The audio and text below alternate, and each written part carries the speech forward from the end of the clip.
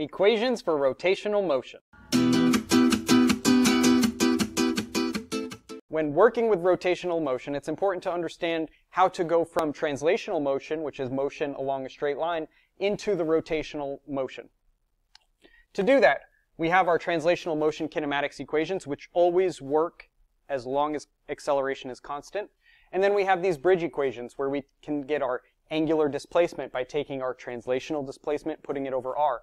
Angular velocity over r. Angular acceleration over r. By making those substitutions, we come up with these rotational kinematics equations. In dealing with translational motion, we talk about inertia being the resistance for an object to change its state of motion. In the rotational world, we talk about rotational inertia being the resistance to start rotating or to stop rotating. Our bridge equation is rotational inertia equals m times r squared. Newton's second law of motion tells us that acceleration equals your net force divided by your mass. We can use a bridge equation that tells us torque equals F cross R sine theta. The two quantities have to be perpendicular to each other. And from that we can get Newton's second law for rotational motion. Alpha equals the net torque over I. For both of these situations, the stuff that makes it go minus the stuff that holds it back equals mass times acceleration, or I times alpha. Momentum. Mass times velocity. Our rotational equivalent of mass is moment of inertia, and our angular equivalent of velocity is angular velocity. So we get I times omega equals L, angular momentum. And along that same theme, our translational kinetic energy is 1/2 mv squared. So our rotational kinetic energy is 1/2 I omega squared. Speaking of doing work, we know that work equals force times displacement, cosine of the angle between these two. These two have to be parallel to each other. We can also have rotational work, which is just our torque times our angular displacement.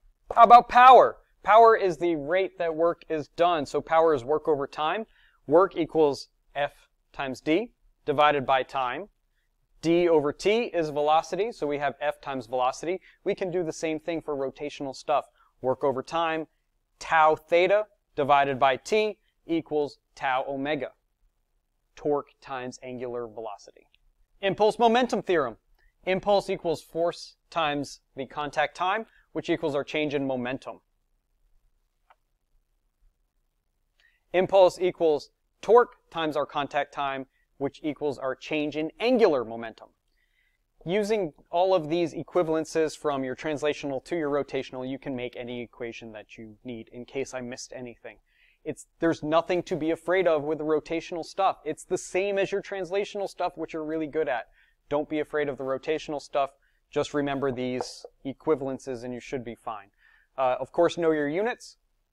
Yes, this works with calculus. So A equals d tau over di. Use your calculus as normal. If you are multiplying two quantities and these two quantities are graphed, y-axis, x-axis, then momentum is going to be your area under the curve. If you're graphing two quantities, y-axis, x-axis, this is rise over run, then the slope will be your acceleration. Same thing's going to happen over here. If you're graphing net torque versus moment of inertia, the slope will be your angular acceleration.